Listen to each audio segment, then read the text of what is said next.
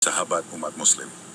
Pernahkah kalian mendengar kisah tentang kelahiran Yajuj dan Majuj, dua bangsa yang disebut dalam Al-Quran dan hadis yang akan muncul di akhir zaman? Kisah mereka penuh dengan misteri dan kegelapan, namun asal-usul mereka jarang dibahas secara mendalam. Dalam video kali ini, kita akan menelusuri jejak-jejak awal dari kelahiran Yajuj dan Majuj, dan bagaimana bangsa-bangsa ini berhubungan dengan peristiwa besar yang akan terjadi di masa depan. Sahabat umat muslim, sebelum kita masuk ke kisah utamanya, kami mohon agar Anda menonton video ini hingga akhir, supaya tidak terjadi kesalahpahaman. Jangan lupa untuk memberikan like, subscribe, dan tinggalkan komentar jika ada yang perlu diluruskan dari kisah kali ini. Bismillah, mari kita mulai kisahnya. Nabi Nuh alaihissalam adalah seorang nabi yang dikenal memiliki usia yang sangat panjang, mencapai 950 tahun. Dalam perjalanan hidupnya, Nabi Nuh alaihissalam dikaruniai anak laki-laki, Ham, Sam, dan Yafits. Dari keturunan mereka inilah, umat manusia berkembang menjadi berbagai bangsa dengan sifat dan karakter yang berbeda-beda. Ham, anak pertama, menurunkan bangsa Habsyi dan Zangi, yang dikenal dengan kulit mereka yang gelap. Sam, anak kedua, menjadi leluhur bangsa Arab, Romawi, dan Ajam. Sedangkan Yafits, anak ketiga, memiliki keturunan yang disebut sebagai bangsa Turki Barbar, Mongol, serta dua bangsa yang menakutkan, Yajuj dan Majuj. Namun, tidak semua sejarah ini hanya sekadar garis keturunan yang normal. Ada kisah yang lebih kelam, lebih dalam, mengenai bagaimana Yafits melahirkan keturunan yang tidak biasa, yakni golongan manusia yang kuat, brutal, dan liar. Golongan ini bukan hanya sekadar manusia biasa, mereka memiliki kekuatan luar biasa dan menjadi ancaman besar bagi umat manusia. Yafits memiliki seorang anak bernama A'aj, yang kemudian melahirkan A'uj. Dari A'uj lahirlah Unuk, sosok yang disebut-sebut sebagai manusia raksasa, makhluk besar dengan ukuran tubuh yang jauh melampaui manusia biasa. Menurut riwayat, Unuk dikenal sebagai seorang yang sangat kuat, bahkan mampu berjalan melintasi benua hanya dengan beberapa langkah. Dia bisa menyentuh langit dengan tangannya dan mencabut pohon terbesar di Mesir hanya dengan satu gerakan tangan. Ketika Nabi Nuh diperintahkan oleh Allah Subhanahu wa Ta'ala untuk membangun bahtera raksasa guna menyelamatkan umatnya dari banjir besar, Unuklah yang diminta oleh Nabi Nuh untuk mengambil kayu dari pohon terbesar di Mesir. Unuk dengan tubuh raksasanya melakukan perintah itu tanpa kesulitan. Namun meskipun memiliki tubuh yang besar, Unuk tidak memiliki kecerdasan dan kebijaksanaan seperti Nabi Nuh alaihissalam. Dia lebih dikenal sebagai makhluk yang cenderung bertindak impulsif dan egois tanpa memikirkan dampak tindakannya terhadap orang lain. Saat banjir besar terjadi, air yang menenggelamkan dunia tidak mampu menenggelamkan Unuk. Tubuhnya yang sangat besar memungkinkannya untuk tetap berdiri di tengah-tengah lautan. Hanya puncak kepalanya yang menyembul di atas air. Meskipun banyak yang tenggelam, termasuk mereka yang menolak mengikuti Nabi Nuh, Unuk tetap bertahan. Gunung Ararat, yang merupakan salah satu gunung tertinggi di dunia, hanya menyisakan puncaknya yang kelihatan. Dan Unuk berdiri di sana seperti raksasa penjaga. Namun meskipun tubuhnya selamat, jiwa Unuk tidak terlepas dari kekosongan. Kehidupannya yang panjang membuatnya kehilangan makna. Ketika zaman berganti dan generasi manusia baru bermunculan, Unuk mulai merasakan kehampaan yang mendalam. Seiring dengan berjalannya waktu, dia merasa semakin terisolasi dari dunia manusia, dan hal ini membuatnya mencari cara untuk tetap relevan. Di suatu masa, Unuk tiba-tiba muncul di negeri Rum, sebuah kerajaan yang megah dan penuh dengan kekayaan. Dengan langkah besar dan suaranya yang menggema, dia datang menghadap raja negeri tersebut.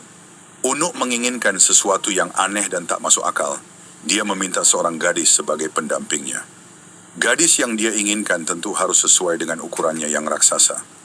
Raja negeri Rum yang tidak pernah menghadapi permintaan seperti itu sebelumnya, terkejut dan panik. Wajahnya pucat, tangannya bergetar. Bagaimana mungkin mencarikan seorang gadis yang sebesar Unuk? Tak ada manusia biasa yang bisa sebanding dengan makhluk raksasa ini. Namun Unuk bukanlah makhluk yang bisa diabaikan begitu saja. Dengan suaranya yang menggema di seluruh penjuru istana, dia mengancam akan menenggelamkan seluruh negeri Rom jika keinginannya tidak dipenuhi. Jika engkau tidak bisa memenuhi keinginanku, wahai raja, Unuk menggeram, akan aku tenggelamkan seluruh negerimu dengan air laut ini. Tidak akan ada yang tersisa. Raja, dalam ketakutan merasakan jantungnya berdetak kencang. Dia tahu bahwa Unuk tidak sedang bercanda. Dengan pikiran yang cepat, Raja meminta waktu untuk memenuhi permintaan Unuk. Dia berjanji untuk mencarikan gadis yang diinginkan oleh makhluk raksasa itu. Namun dia membutuhkan waktu. Berikan aku waktu, wahai Unuk, kata Raja dengan nada merendah. Berikan aku 12 tahun. Dalam waktu itu aku akan memastikan engkau mendapatkan gadis yang sesuai dengan keinginanmu. Unuk dengan kesabaran yang tidak biasa mengangguk setuju. Dia tahu bahwa Raja tidak mungkin menipunya. Jika dalam 12 tahun permintaannya tidak terpenuhi, maka dia akan menenggelamkan seluruh negeri dengan amarahnya. Selama berbulan-bulan, Raja yang bijaksana itu memutar otak demi menyelamatkan kerajaannya dari ancaman Unuk, raksasa yang tak tertandingi. Unuk bukan hanya ancaman bagi rakyat, tetapi juga bagi kestabilan seluruh wilayah. Setiap kali ia datang, ia menuntut yang mustahil dan mengancam akan menghancurkan kerajaan jika keinginannya tak terpenuhi. Dalam kegelisahan itu, sebuah rencana besar mulai dijalankan. Membuat patung raksasa yang menyerupai gadis cantik untuk memuaskan hasrat Unuk. Raja mengumpulkan semua ahli pemahat terbaik dari penjuru negeri. Mereka adalah orang-orang terpilih yang memiliki keterampilan luar biasa dalam memahat batu-batu besar dan merubahnya menjadi bentuk yang indah. Tugas yang mereka terima bukanlah hal yang mudah. Mereka diperintahkan untuk memahat gunung batu menjadi patung gadis yang sempurna, sebuah mahakarya yang tak hanya indah tapi juga harus menggairahkan. Raja memberikan mereka waktu 12 tahun untuk menyelesaikan pekerjaan itu. Sebuah batas waktu yang tampaknya terlalu panjang, tetapi dengan ukuran patung yang setinggi gunung, mereka tahu bahwa ini bukanlah pekerjaan biasa. Hari demi hari suara palu menghantam batu-batu keras terdengar bergema di seluruh kerajaan. Para pemahat bekerja siang dan malam, tanpa henti. Mereka tahu bahwa nasib kerajaan terletak di tangan mereka. Tak ada ruang untuk kesalahan. Setiap lekukan wajah, setiap lipatan tubuh patung harus dibuat dengan sempurna. Patung itu bukan sekadar karya seni, tapi juga harapan terakhir untuk melawan ancaman Unuk. Setelah 12 tahun berlalu, akhirnya patung itu selesai. Sebuah karya monumental yang menjulang tinggi, menyerupai gadis cantik yang tidur terlentang.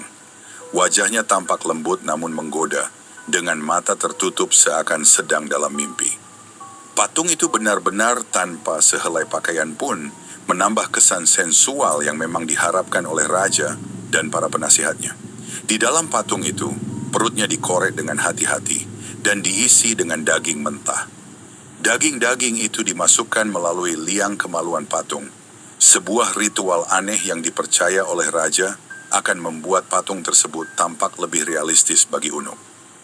Kita harus membuatnya percaya ini gadis nyata, kata salah satu penasihat Raja. Setiap potong daging yang dimasukkan adalah upaya untuk menciptakan ilusi sempurna. Mereka bekerja dengan tekun, memastikan setiap langkah ritual ini dijalankan dengan benar. Apakah ini akan berhasil? Tanya salah satu pemahat kepada kawannya. Matanya penuh dengan kekhawatiran. Kita tidak punya pilihan lain, jawab pemahat lainnya sambil menghela napas. Jika ini gagal, seluruh kerajaan dan negeri ini akan hancur. Setelah semuanya siap, Raja mengirimkan pesan kepada Unuk bahwa gadis yang diinginkannya telah ditemukan. Datanglah dan temukan apa yang kau cari, bunyi pesannya. Dengan cepat, berita itu sampai ke telinga Unuk. Bagaikan angin badai, Unuk datang melangkah ke arah patung tersebut. Dengan tubuh raksasanya yang menggetarkan tanah setiap kali kakinya menyentuh bumi. Ketika Unuk melihat patung itu, matanya bersinar penuh gairah. Tubuh raksasa itu berhenti di depan patung gadis yang begitu besar dan menggoda. Tidak butuh waktu lama bagi Unuk untuk kehilangan kendali. Nafsu membara yang telah lama menguasainya seakan tak bisa lagi dibendung. Sungguh cantik, sungguh menggoda, seru Unuk dengan suara menggelegar yang membuat tanah sekitarnya bergetar.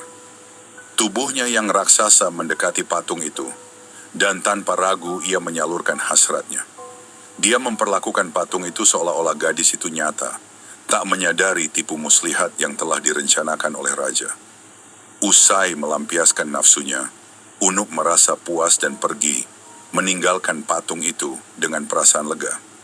Aku tak perlu kembali, gumamnya sambil tertawa besar. Suaranya menggelegar dan bergema di pegunungan. Unuk pun menghilang dari pandangan, tak pernah kembali lagi ke kerajaan itu. Namun yang terjadi kemudian adalah sesuatu yang tidak pernah diduga oleh raja dan rakyatnya. Air mani Unuk yang tertumpah di dalam patung, bercampur dengan daging mentah yang ada di dalamnya, mulai membusuk. Busuknya daging tersebut mengeluarkan bau menyengat yang bahkan bisa tercium hingga ke desa-desa terdekat. Dari dalam patung, ulat-ulat sebesar bayi manusia mulai tumbuh dan bergerak liar. Ini bukan bagian dari rencana, kata salah satu penasihat dengan wajah pucat ketika mendengar kabar tentang fenomena aneh yang terjadi pada patung. Mungkin ini adalah murka Tuhan atas tipu daya yang kita lakukan, ucap seorang pendeta tua yang turut menyaksikan kejadian aneh tersebut. Ulat-ulat itu tidak berhenti tumbuh. Mereka menjadi kepompong, dan dari kepompong-kepompong itu, sesuatu yang lebih mengerikan lahir. Ketika kepompong-kepompong itu pecah, lahirlah makhluk-makhluk yang menyerupai manusia, namun dengan perawakan menyeramkan dan penuh kebuasan. Mereka adalah Yajuj dan Majuj, makhluk ganas yang lahir dari ulah Unuk dan nafsunya yang tak terkendali. Makhluk-makhluk ini segera menyebar keluar dari patung, mencari makanan. Tidak ada yang bisa menghentikan mereka. Hewan-hewan ternak menjadi korban pertama. Mereka melahap segala yang mereka temui, dari sapi, kambing, hingga kuda. Rakyat mulai panik. Tidak ada yang tahu bagaimana cara menghentikan makhluk-makhluk ini.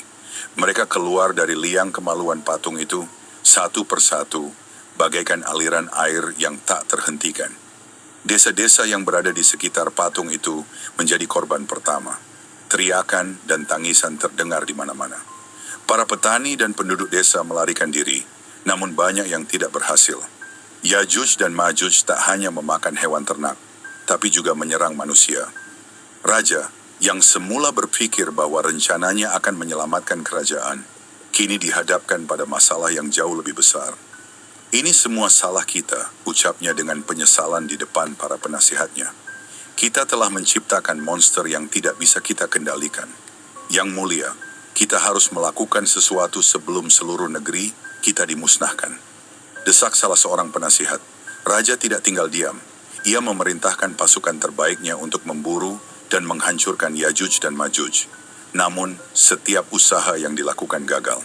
Pasukan yang dikirim selalu kembali dengan korban jiwa yang tak sedikit. Makhluk-makhluk itu terlalu kuat, terlalu cepat, dan jumlah mereka terus bertambah. Kita harus memanggil bantuan dari luar kerajaan, seru salah seorang panglima yang terluka parah usai bertarung dengan makhluk-makhluk buas itu. Desakan ini akhirnya membuat raja mencari bantuan dari Raja Iskandar Zulkarnain, seorang penguasa legendaris yang dikenal memiliki kekuatan dan kebijaksanaan luar biasa.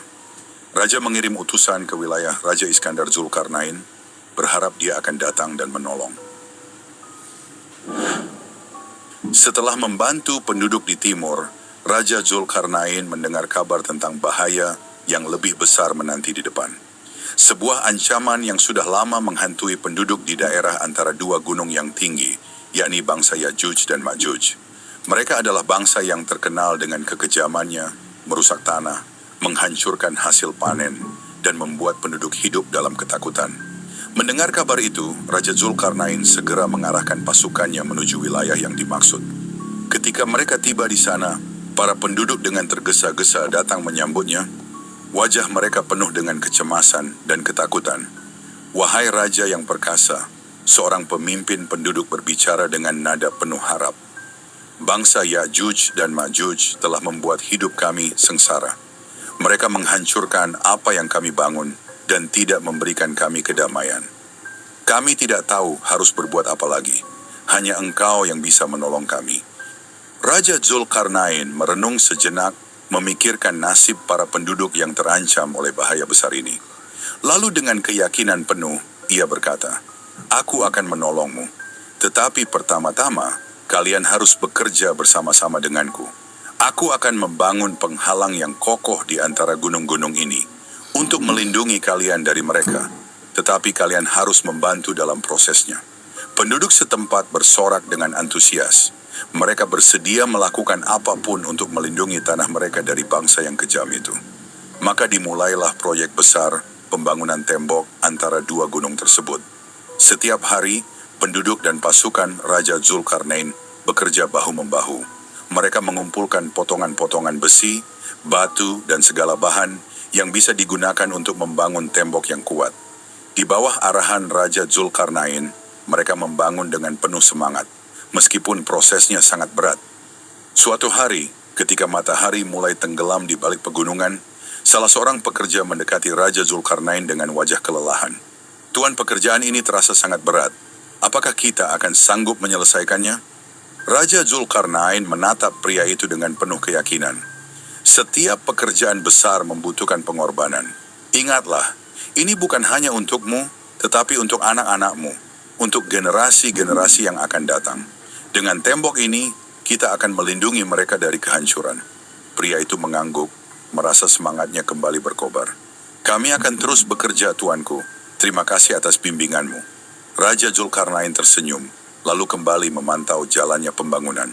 Setiap kali ada kesulitan, dia hadir untuk memberikan solusi. Setiap kali ada yang kelelahan, dia memberi motivasi. Dia bukan hanya seorang raja yang memerintah dari atas takhta, tetapi juga seorang pemimpin yang terlibat langsung di medan tugas. Namun tidak semua berjalan lancar. Sebelum tembok itu sepenuhnya selesai, pasukan Raja Zulkarnain mendapat kabar bahwa Ya'juj dan Ma'juj telah bergerak mendekat. Kecepatan dan kekejaman bangsa itu membuat penduduk semakin ketakutan. Raja Zulkarnain segera memerintahkan pasukannya bersiap untuk perang. "Ini bukan hanya tentang tembok," ujar Raja Zulkarnain kepada para komandan. "Kita harus menghadapi mereka di medan perang, mengulur waktu hingga tembok selesai dibangun." Ketika pasukan Ya'juj dan Ma'juj akhirnya terlihat di kaki gunung, Raja Zulkarnain mengatur barisannya. Dengan perisai yang bersinar di bawah sinar matahari dan pedang terhunus, pasukan Raja Zulkarnain berdiri kokoh, siap menghadapi gelombang serangan. Pertempuran berlangsung sengit. Ya'juj dan Ma'juj menyerbu dengan kekuatan yang tak terbendung. Suara dentingan pedang dan pekikan perang memenuhi udara, sementara debu dari pertempuran membumbung tinggi. Raja Zulkarnain dengan zirah berkilau dan helm baja memimpin langsung di garis depan, menebas musuh dengan ketepatan yang mematikan. Sementara itu, para penduduk dan sebagian pasukan yang tersisa terus bekerja tanpa henti menyelesaikan tembok besar tersebut. Di tengah kobaran perang, Raja Zulkarnain dan pasukannya bertempur dengan gagah berani, menghalau Ya'juj dan Ma'juj sejauh mungkin dari tembok yang belum rampung.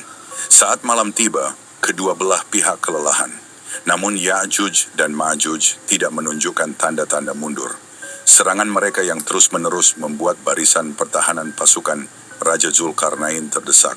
Namun di saat genting itulah, para pekerja akhirnya menyelesaikan bagian terakhir dari tembok besar. Tembaga panas dituangkan di atasnya, membuatnya menjadi benteng yang mustahil ditembus. Ketika Ya'juj dan Ma'juj mencoba menyerang tembok, mereka mendapati bahwa tidak ada jalan masuk. Mereka menghantamnya dengan segala kekuatan, namun tembok itu tetap berdiri kokoh, tak tergoyahkan. Akhirnya, setelah serangan tanpa henti, Ya'juj dan Ma'juj terpaksa mundur, tertahan oleh tembok yang kini memisahkan mereka dari negeri yang mereka rusak selama bertahun-tahun. Kemenangan yang diraih bukan hanya kemenangan militer, tetapi juga simbol kebesaran keadilan yang ditegakkan oleh Raja Zulkarnain. Pasukannya bersorak dan para penduduk menangis haru menyaksikan tembok yang kini melindungi mereka dari bahaya besar. Raja Zulkarnain berdiri di depan tembok yang baru selesai dibangun, memandang ke arah pegunungan di mana Ya'juj dan Ma'juj terperangkap. Ia menarik napas dalam, menyadari bahwa misi besarnya telah tercapai.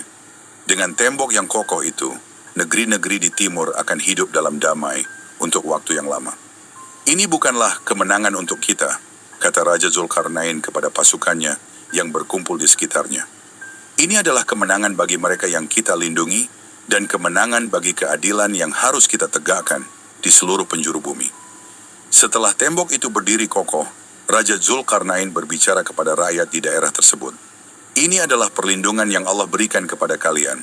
Tapi ingatlah, suatu hari nanti, Ya'juj dan Ma'juj akan keluar lagi ketika waktunya tiba, sebagaimana telah ditetapkan oleh Allah. Sampai saat itu, tetaplah berpegang teguh kepada kebenaran dan jangan berbuat zalim kepada sesama. Dengan amanat itu, Raja Zulkarnain meninggalkan mereka, melanjutkan perjalanannya untuk menyebarkan keadilan dan kebaikan di dunia. Ia tahu bahwa setiap perjalanan membawa tantangan baru, tetapi dengan iman yang kuat dan kebijaksanaan, ia siap menghadapi segala sesuatu yang akan datang. Di dalam kegelapan goa, Ya'juj dan Ma'juj tidak pernah berhenti. Setiap hari pemimpin mereka berdiri di depan mereka dengan tangan terkepal, memimpin serangan tak kenal lelah terhadap tembok itu. Hari ini adalah hari kita akan berhasil, seru pemimpin mereka, memompa semangat para pengikutnya. Kita telah mendekati kebebasan. Dengan raungan yang menggelegar, mereka mulai melubangi tembok sekali lagi. Suara dentuman keras terdengar ketika tangan mereka yang kuat menghantam besi dan timah. Peluh mengalir dari tubuh mereka yang besar, namun mereka tidak menunjukkan tanda-tanda kelelahan. Mereka adalah makhluk yang penuh dengan kekuatan liar, nafsu kebebasan yang tak terbendung, dan setiap kali mereka melihat cahaya matahari yang menyelinap masuk dari lubang kecil yang berhasil mereka buat, harapan mereka menyala. Namun seperti biasa, pemimpin mereka mengingatkan, "Pulanglah, besok kita akan melanjutkan lagi." Saat mereka meninggalkan lubang itu, setiap kali keajaiban terjadi. Dinding itu kembali seperti semula, tanpa jejak sedikit pun dari usaha mereka. Frustrasi mulai merasuki mereka. Mereka tidak mengerti apa yang menyebabkan dinding itu selalu kembali utuh. "Ini tidak masuk akal," teriak salah satu dari mereka. "Apa gunanya kita bekerja keras setiap hari jika hasilnya selalu sia-sia?" Pemimpin mereka tetap tenang, meskipun dalam hatinya ia pun merasakan keputusasaan yang sama. Namun, ia tidak boleh menunjukkan kelemahan di depan pengikutnya. Kita hanya harus terus percaya pada janji Allah Subhanahu wa Ta'ala. Saat waktunya tiba, tidak ada yang bisa menghentikan kita. Dan mereka terus berusaha, hari demi hari, meskipun setiap kali mereka melihat secercah harapan dalam bentuk cahaya matahari, mereka harus menunggu lagi hingga keesokan harinya. Sampai akhirnya tibalah hari yang telah Allah Subhanahu wa Ta'ala tetapkan.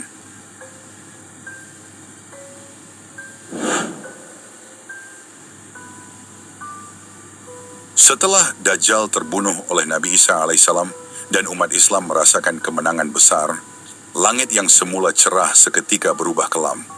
Kegembiraan yang singkat itu segera diiringi dengan ketakutan yang lebih mencekam. Di ujung cakrawala, angin kencang yang membawa debu, dan teriakan-teriakan kesakitan mengisyaratkan datangnya bencana baru yang lebih dahsyat.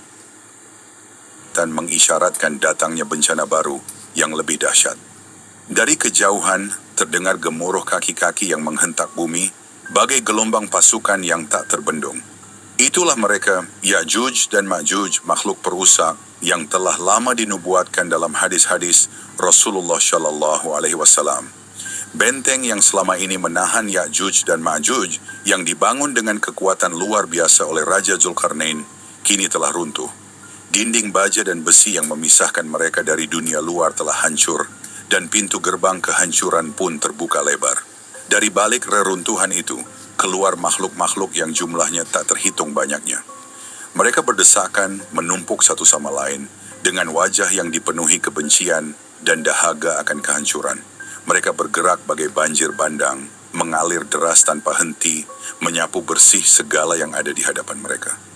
Ya'juj dan Ma'juj tidak mengenal belas kasihan. Mereka menyerbu desa-desa, kota-kota, dan padang rumput, membunuh semua yang mereka temui, baik manusia, hewan, atau tanaman. Mereka merampas setiap jengkal tanah, meminum habis air sungai dan danau, membuat bumi gersang seketika. Kebun-kebun yang sebelumnya hijau dan subur berubah menjadi lahan tandus yang berdebu, dipenuhi reruntuhan dan tulang belulang. Tidak ada yang bisa lolos dari cengkeraman mereka. Binatang-binatang peliharaan seperti kambing dan sapi yang dulu menjadi sumber penghidupan umat manusia, kini habis dimangsa tanpa sisa. Jumlah Ya'juj dan Ma'juj sungguh di luar batas imajinasi banyaknya. Tiap individu dari mereka tidak akan mati sebelum melahirkan 1000 keturunan. Mereka berkembang biak begitu cepat, menjadikan jumlah mereka semakin tak terhitung. Di setiap sudut bumi, mereka menyebar dan menghancurkan, merusak apapun. Mereka tidak hanya melahap hewan-hewan yang ada, tetapi juga menghabiskan seluruh sumber daya alam. Gunung-gunung yang dulunya megah penuh dengan sumber makanan, dan hewan-hewan kini rata dengan tanah. Hutan-hutan yang rimbun berubah menjadi lahan kosong. Ya'juj dan Ma'juj adalah wabah yang tidak bisa dihentikan oleh tangan manusia. Air sungai-sungai yang dulu mengalir jernih, kini surut dan mengering. Setiap kali Ya'juj dan Ma'juj menemukan sumber air, mereka akan meminum habis hingga tak tersisa setetes pun. Sungai-sungai yang megah, yang pernah menjadi sumber kehidupan bagi berbagai peradaban, kini menjadi sungai kering yang hanya menyisakan lumpur di dasarnya. Danau-danau yang dulunya indah dan tenang berubah menjadi kawah kering yang tandus. Umat Islam yang baru saja merayakan kemenangan atas Dajjal, kini dihantui oleh rasa takut yang mendalam. Bahkan Imam Mahdi dan Nabi Isa alaihissalam pun tidak diberi perintah oleh Allah Subhanahu wa Ta'ala untuk memerangi Ya'juj dan Ma'juj secara langsung. Perintah yang datang adalah agar mereka dan umat Islam berlindung di gunung-gunung tinggi, menjauh dari amukan Ya'juj dan Ma'juj yang tak terhentikan. Saat itulah, umat Islam dihadapkan pada ujian kesabaran yang begitu berat. Di lereng-lereng gunung yang curam, umat Islam berkumpul dalam kelompok-kelompok kecil, hidup dalam rasa takut yang mencekam. Langit selalu gelap oleh awan tebal, seolah menandakan bahwa bencana ini akan terus berlangsung. Dari atas gunung, mereka bisa melihat kehancuran yang ditimbulkan oleh Ya'juj dan Ma'juj di bawah sana. Asap hitam membubung tinggi, mencemari udara. Sementara jeritan-jeritan mengerikan terdengar di kejauhan, menambah horor yang sudah mereka rasakan. Di puncak-puncak gunung, Nabi Isa alaihissalam dan Imam Mahdi memimpin umat Islam dalam doa dan zikir yang tiada henti. Hanya kepada Allah Subhanahu wa Ta'ala mereka memohon perlindungan. Meski hati mereka dipenuhi kecemasan, iman mereka tetap teguh. Mereka percaya bahwa pertolongan Allah Subhanahu wa Ta'ala pasti akan datang. Meski ujian ini terasa begitu berat. Banyak yang jatuh sakit karena kelaparan dan kehausan, sementara yang lain menyerah pada keputusasaan. Namun Nabi Isa alaihissalam terus mengingatkan mereka untuk bersabar dan percaya bahwa Allah Subhanahu wa Ta'ala tidak akan meninggalkan hambanya. Hari demi hari berlalu dalam kesunyian dan ketegangan. Tidak ada yang tahu kapan bencana ini akan berakhir. Dan Ya'juj dan Ma'juj terus menyebar tanpa henti. Dunia terasa semakin sempit, dan umat Islam merasa seperti sedang berada di ujung jurang kehancuran. Namun, Nabi Isa alaihissalam dan Imam Mahdi tidak henti-hentinya mengajak umat untuk terus memohon pertolongan Allah Subhanahu wa Ta'ala. Di tengah malam yang dingin dan gelap, lantunan doa mereka menggema, menyentuh langit dan menembus keheningan. Waktu berlalu dalam ketegangan yang mencekam. Umat Islam yang dipimpin oleh Nabi Isa alaihissalam dan Imam Mahdi terus berlindung di puncak-puncak gunung, sementara di bawah sana, Ya'juj dan Ma'juj terus menyebar ke seluruh penjuru bumi, menghancurkan apa saja yang tersisa. Jumlah mereka begitu banyak dan tak terbendung, sementara umat manusia merasa seolah-olah harapan telah lenyap. Tidak ada yang bisa menghentikan mereka. Setiap hari, dari kejauhan, umat Islam mendengar gemuruh suara Ya'juj dan Ma'juj yang memecah keheningan malam. Seakan bumi ini akan ditelan oleh kekuatan gelap yang tak terkendali. Namun, keajaiban Allah Subhanahu wa Ta'ala selalu datang di saat yang tepat. Ketika Ya'juj dan Ma'juj telah menyebar sedemikian luas, dan hampir tidak ada lagi makhluk hidup yang tersisa untuk mereka hancurkan, Allah Subhanahu wa Ta'ala menurunkan takdirnya yang luar biasa. Di tengah kerusakan yang tak terbayangkan, dengan bumi yang tandus dan air yang mengering, Ya'juj dan Ma'juj mulai melambat. Mereka telah kehabisan target, tidak ada lagi manusia, hewan, atau tanaman untuk mereka serang. Pada saat itulah, Allah Subhanahu wa Ta'ala memulai rencananya untuk mengakhiri mimpi buruk ini. Langit tiba-tiba berubah menjadi kelam, tidak ada angin, tidak ada gerakan. Sebuah ketenangan yang aneh meliputi bumi yang telah terkoyak. Di bawah, ribuan, jutaan Ya'juj dan Ma'juj yang tersisa mulai merasakan sesuatu yang tidak biasa. Mereka, yang biasanya begitu kuat dan tak terkalahkan, mulai menunjukkan tanda-tanda kelemahan. Dari leher-leher mereka, muncul wabah mengerikan yang tak bisa mereka hindari. Wabah ini bukanlah serangan biasa. Allah Subhanahu wa Ta'ala mengutus ribuan ulat kecil yang tiba-tiba muncul dari tanah. Ulat-ulat itu merayap dengan cepat, menyerang Ya'juj dan Ma'juj dengan tak terhentikan. Masing-masing ulat menggigit leher mereka, mematikan dengan cepat dan tepat. Wabah ini begitu hebat, sehingga dalam hitungan menit, Ya'juj dan Ma'juj yang semula tak terkalahkan, terkapar di atas tanah, tak lagi berdaya.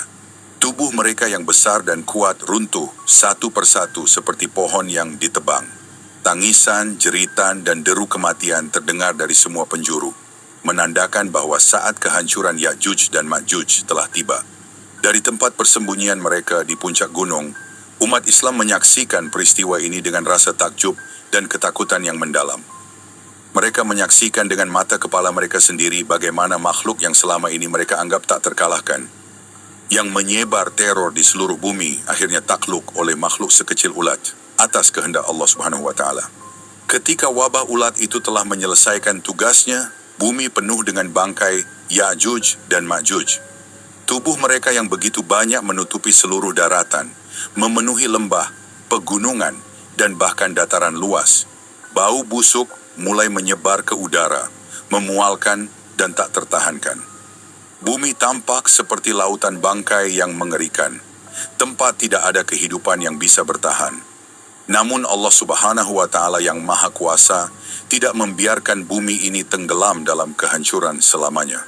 Setelah Ya'juj dan Ma'juj dimusnahkan oleh wabah, Allah Subhanahu wa Ta'ala mengutus pertolongan lain. Dari langit, ribuan burung besar tiba-tiba muncul, terbang dalam formasi yang rapi dan mengerikan. Burung-burung itu sebesar unta, dengan sayap yang membentang lebar dan kekuatan yang luar biasa. Burung-burung ini bukanlah burung biasa. Mereka adalah makhluk yang diutus oleh Allah Subhanahu wa Ta'ala untuk membersihkan bumi dari bangkai-bangkai Ya'juj dan Ma'juj yang kini berserakan di mana-mana. Burung-burung raksasa itu dengan cepat menyambar bangkai-bangkai Ya'juj dan Ma'juj, mengangkat tubuh-tubuh besar itu dengan cakar mereka yang kuat. Mereka terbang tinggi di langit, membawa bangkai-bangkai tersebut ke tempat yang hanya diketahui oleh Allah Subhanahu wa Ta'ala. Dalam hitungan jam, burung-burung itu membersihkan bumi dari jutaan mayat Ya'juj dan Ma'juj. Setiap bangkai diambil, setiap sisa tubuh diangkat ke tempat yang dikehendaki oleh Allah Subhanahu wa Ta'ala.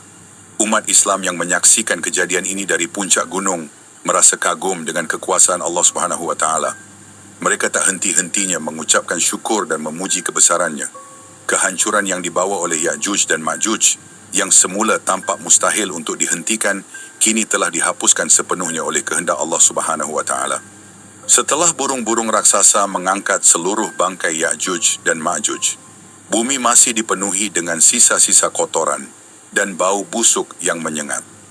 Kehancuran yang mereka timbulkan meninggalkan bekas yang mendalam, tidak hanya dalam bentuk fisik, tetapi juga dalam jiwa umat manusia yang selamat. Mereka masih bisa merasakan jejak kengerian dari hari-hari panjang ketika Ya'juj dan Ma'juj merajalela. Namun, Allah Subhanahu wa Ta'ala dengan rahmatnya yang tak terbatas tidak membiarkan bumi ini tetap kotor dan tercemar.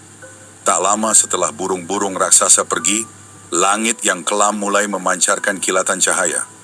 Guntur menggelegar dan angin kencang mulai bertiup, membawa aroma segar yang belum pernah dirasakan umat manusia dalam waktu yang sangat lama. Hujan pun turun, bukan hujan biasa, melainkan hujan deras yang tak tertahankan. Butir-butir air yang turun dari langit begitu deras dan bersih, membersihkan setiap sudut bumi yang telah dihancurkan oleh Ya'juj dan Ma'juj. Air itu mengalir deras, membersihkan setiap sisa kotoran, setiap jejak kehancuran yang tersisa. Bumi yang tadinya kotor dan penuh dengan bau busuk, kini mulai bersih kembali. Setiap lembah, setiap gunung, dan setiap dataran yang dipenuhi bangkai dan kotoran, kini dibasuh oleh hujan yang dikirim oleh Allah Subhanahu wa Ta'ala. Hujan ini berlangsung selama beberapa hari, tak pernah berhenti. Umat Islam yang sebelumnya terkurung di puncak gunung karena ketakutan, kini bisa merasakan kedamaian. Mereka turun dari gunung dengan penuh rasa syukur, menyaksikan bumi yang kembali bersih. Tidak ada jejak dari Ya'juj dan Ma'juj yang tersisa. Bumi ini seolah-olah baru saja diciptakan kembali, segar dan murni, seperti ketika pertama kali Allah Subhanahu wa Ta'ala menurunkannya untuk manusia. Setelah bencana besar ini berakhir, umat Islam kembali ke dataran dengan perasaan lega dan syukur. Mereka menyadari bahwa mereka telah melalui salah satu ujian terberat dalam sejarah umat manusia. Wow, tim Sang Sing Dui baru aja hadir di Honor of Kings. Hoyi dan Noah hadir dengan penampilan baru yang kece badai. Dan kamu bisa dapetin gratis. Selesaiin misi keaktifan dan tugas. Dari bahwa mereka telah melalui salah satu ujian terberat dalam sejarah umat manusia. Ketika Ya'juj dan Ma'juj telah dihancurkan dan bumi dibersihkan, Nabi Isa alaihissalam dan Imam Mahdi memimpin umat untuk memulai kembali kehidupan baru. Mereka membangun kembali desa-desa dan kota-kota yang telah dihancurkan, menanami kembali tanah yang gersang, dan mendirikan kembali rumah-rumah yang roboh. Namun, lebih dari itu mereka membawa pelajaran yang sangat berharga. Kehancuran yang dibawa oleh Ya'juj dan Ma'juj telah menunjukkan kepada umat manusia betapa lemahnya mereka tanpa perlindungan Allah Subhanahu wa Ta'ala. Meskipun mereka tidak dapat melawan Ya'juj dan Ma'juj dengan kekuatan fisik, mereka mampu bertahan karena keimanan dan keteguhan hati mereka kepada Allah Subhanahu wa Ta'ala. Umat manusia yang selamat dari bencana besar ini hidup dalam rasa syukur yang mendalam. Mereka tahu bahwa pertolongan Allah Subhanahu wa Ta'ala datang di saat yang tepat, dan mereka diajarkan bahwa dalam menghadapi ujian yang paling berat sekalipun, keimanan kepada Allah Subhanahu wa Ta'ala adalah kunci untuk bertahan. Dalam kesunyian bumi yang kini kembali damai, umat Islam melantunkan zikir dan doa, mengingat bahwa dalam setiap kehancuran selalu ada kebangkitan, dan dalam setiap ujian selalu ada rahmat Allah Subhanahu wa Ta'ala yang menyertainya. Sahabat umat muslim, kisah tentang Ya'juj dan Ma'juj yang penuh dengan pelajaran dan tanda-tanda akan datangnya hari kiamat. Semoga kita semua bisa mengambil hikmah dari cerita ini dan semakin memperkuat iman kita kepada Allah Subhanahu wa Ta'ala. Jangan lupa, kita sebagai umat muslim harus selalu siap